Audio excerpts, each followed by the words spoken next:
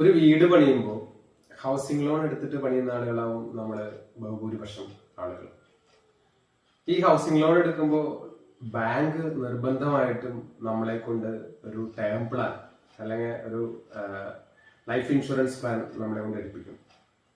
അതിന്റെ പർപ്പസ് വേറെ ഒന്നല്ല, നാളെ എന്തെങ്കിലും കാരണവശാൽ ഈ ലോൺ എടുക്കുന്ന ആൾക്ക് എന്തെങ്കിലും സംഭവിച്ചു കഴിഞ്ഞാൽ ഈ ബാങ്ക് വീട് ജപ്തി ചെയ്യേണ്ട സിറ്റുവേഷൻ ഒഴിവാക്കാൻ വേണ്ടിയിട്ടാണ്.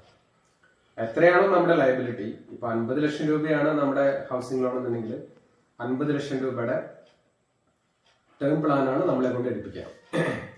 അപ്പൊ പലപ്പോഴും സംഭവിക്കുന്നത് എന്താ വെച്ച് കഴിഞ്ഞാല് ഈ ടേം പ്ലാനിന്റെ പ്രീമിയം ഒരു സിംഗിൾ പ്രീമിയം ആയിട്ടാണ്, ഒറ്റ തവണ വാങ്ങുന്ന പ്രീമിയം ആയിട്ടാണ് ബാങ്ക് എടുക്കാറ്.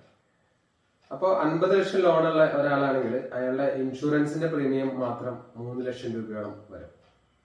അപ്പോ ആക്ച്വലി എന്താണ്ടാവണമെന്ന് വെച്ച് കഴിഞ്ഞാല് 53 ലക്ഷം രൂപ അദ്ദേഹത്തിന് ഹൗസിംഗ് ലോൺ ആയിട്ട് ട്രീറ്റ് ചെയ്യും. 53 ലക്ഷം രൂപയുടെയും പലിശ കൊടുക്കേണ്ടി വരും.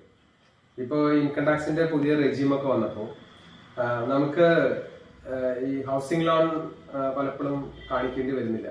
കാരണം ഈ പുതിയ റെജീമില് നമുക്ക് 12 ലക്ഷം 12.25 ലക്ഷം വരെ ടാക്സ് ഒഴിവായി കിട്ടും.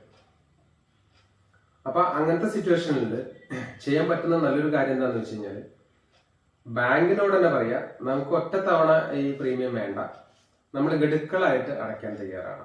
അല്ലെങ്കിൽ വേറെ എവിടെ നിന്ന് വേണമെങ്കിൽ നമുക്ക് ടേം പ്ലാൻ എടുക്കാം, എന്നിട്ട് ബാങ്കിന് അസൈൻ ചെയ്ത് കൊടുത്താൽ മതി.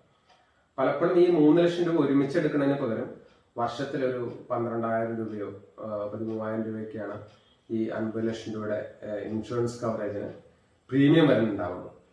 അപ്പോ ഈ 3 ലക്ഷം രൂപയുടെ പലിശ പോലും നമ്മൾ പ്രീമിയം ആയിട്ട് അടയ്ക്കേണ്ടി വരില്ല. ശ്രദ്ധിക്കുന്നത് നല്ലതാണ്.